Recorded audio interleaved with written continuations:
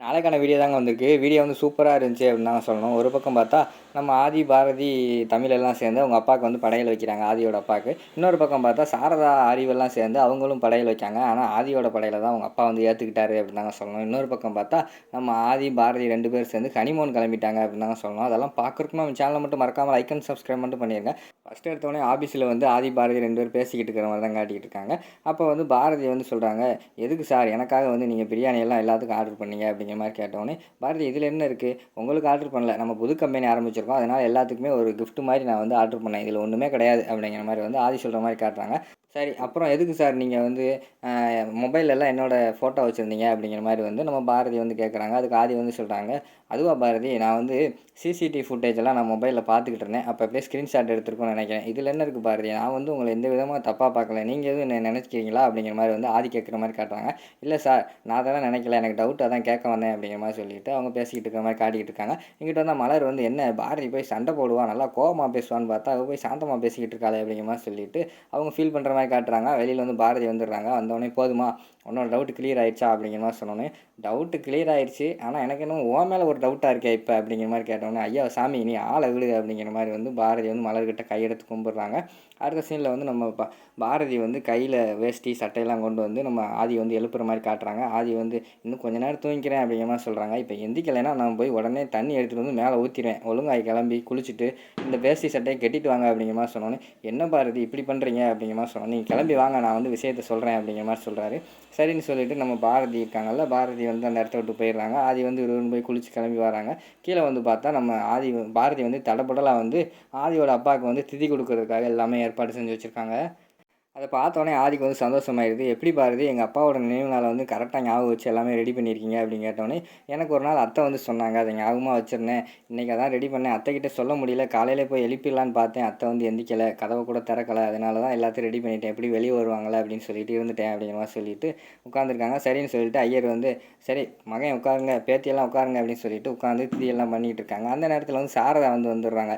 யாரை கேட்டு இந்த திதி பண்ணுறீங்க அப்படிங்கிற மாதிரி கேட்டோன்னே, அம்மா என்னம்மா சொல்கிறீங்க, பாரதி நீங்கள் சொன்னதை ஞாபகம் வச்சுட்டு கரெக்டாக வந்து அவங்க வந்து பண்ணுறாங்க, அதுக்கு சந்தோஷப்படாமல் இப்படி திட்டுறீங்களே அப்படிங்கிற மாதிரி வந்து ஆதி கேட்காங்க. அதெல்லாம் கரெக்ட் தான், என்கிட்ட சொல்லாமல் எப்படி ஏற்பாடு பண்ணலாம் அப்படிங்கிற மாதிரி கேட்டோன்னே, அத்தை நான் உங்ககிட்ட வந்து சொல்ல வந்தேன் அத்தை, நீங்கள் வந்து வீட்டை பூட்டியிருந்தீங்க, சாரி டோரை பூட்டியிருந்தீங்க, நான் வந்து தட்டுனேன் ஆனால் நீங்கள் திறக்கலை அப்படிங்கிற மாதிரி வந்து பாரதி சொல்கிறாங்க. அப்படியா, நீ என்னென்னமோ சொல்லு, அதெல்லாம் நம்புகிற மாதிரியா இருக்குது அப்படிங்கிற மாதிரி வந்து சாரதா சொல்கிறாங்க. அடுத்து வந்து அங்கிட்டு பார்த்தா நம்ம அறிவு சொல்கிறாரு, அது எப்படி மாப்பிள்ள, எங்கள் மாமாவுக்கு நாங்கள் திதி பண்ணாமல் யார் பெற்ற பிள்ளையோ வந்து திதி பண்ணிக்கிட்டு இருக்கு அப்படிங்கிற மாதிரி வந்து ஆதிக்கு வந்து கோவத்தை கிளப்பிடுறாரு. ஆதி எந்திரிச்சிட்டு, அம்மா என்ன பேசிக்கிட்டு இருக்கீங்க, பாரதி வந்து என்னோட பொண்டாட்டி, இது வந்து என்னோட பிள்ளை, நான் அப்படி தான் நினச்சி வாழ்ந்துக்கிட்டு இருக்கேன், அதை நினச்சி தான் அவங்களும் திதி கொடுக்குறாங்க, நீங்கள் தேவையில்லாமல் பேசிக்கிட்டு இருக்காதீங்க அப்படிங்கிற மாதிரி சொல்கிறாங்க. இந்த விஷயத்தில் வந்து நம்ம அறிவு சொல்கிறது கேளு ஆதி அப்படிங்கிற மாதிரி வந்து சாரதா சொல்கிறாங்க. இல்லைம்மா என்னால் இந்த விஷயத்தை கேட்க முடியாது, எனக்கு தெரியாது, தமிழ் தான் இங்கே வந்து திதி கொடுக்க போகிறோம் அப்படிங்கிற மாதிரி வந்து ஸ்ட்ராங்காக இருக்காங்க ஆதி. உடனே அவங்ககிட்ட பார்த்தா நம்ம அறிவு சொல்கிறாரு, எங்களாலேயும் எங்கள் மாமாவுக்கு பண்ணுறதை வந்து விட்டு கொடுக்க முடியாது, நாங்கள் தான் திதி பண்ண போகிறோம், அக்கா நான் ஐயரெல்லாம் வர சொல்லிட்டேன் வந்துக்கிட்டு இருக்காரு, நம்மளும் திதி பண்ணுவோம் அப்படிங்கிற மாதிரி சொல்கிறாங்க. சரி நீங்களும் பண்ணுங்கள், யாரோட திதியை வந்து அப்பா வந்து ஏற்றுக்கிறாருன்னு பார்ப்போம் அப்படிங்கிற மாதிரி வந்து ஆதி வந்து சவால் விடுற மாதிரி காட்டுறாங்க. சரின்னு சொல்லிட்டு ஒரு பக்கம் பார்த்தா இங்கிட்டு பாரதி திதி பண்ணுறாங்க, இங்கிட்டு பார்த்தா நம்ம சாரதா அவங்களாம் திதி பண்ணிக்கிட்டு இருக்காங்க.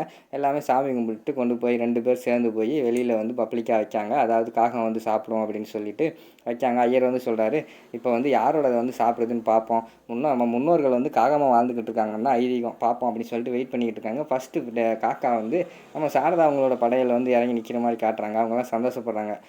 பாரதி, ஆதி எல்லாருமே பார்த்துக்கோங்க, அப்பா வந்து என்னோடய சாப்பாடு தான் சாப்பிட வந்திருக்காங்க, எங்களை தான் ஏற்றுக்கிட்டாரு அப்படிங்கிற மாதிரி சொல்கிறாங்க. நம்ம பாரதி ஆதிக்கெல்லாம் கவலையாயிருது. டக்குன்னு அந்த காக்கா வந்து பறந்து இங்கிட்டு ஆதியோட படையில் போய் உட்காந்து சாப்பிட ஆரம்பிச்சிருது. அதை பார்த்தோன்னே எல்லாருக்குமே சந்தோஷமாயிடுது. உடனே ஆதி பாரதி சொல்கிறாங்க, அம்மா பார்த்துக்கிட்டிங்களா, அப்பாவே ஏற்றுக்கிட்டாங்க, இனி எனக்கு ஒன்றுமே கவலை இல்லைம்மா அப்படின்னு சொல்லிட்டு அந்த இடத்த விட்டு வந்து நம்ம ஆதி பாரதி எல்லாருமே போகிற மாதிரி காட்டிக்கிட்டு இருக்காங்க. இங்கிட்ட எல்லாமே கோவமாக இருக்கிற மாதிரி காட்டுறாங்க.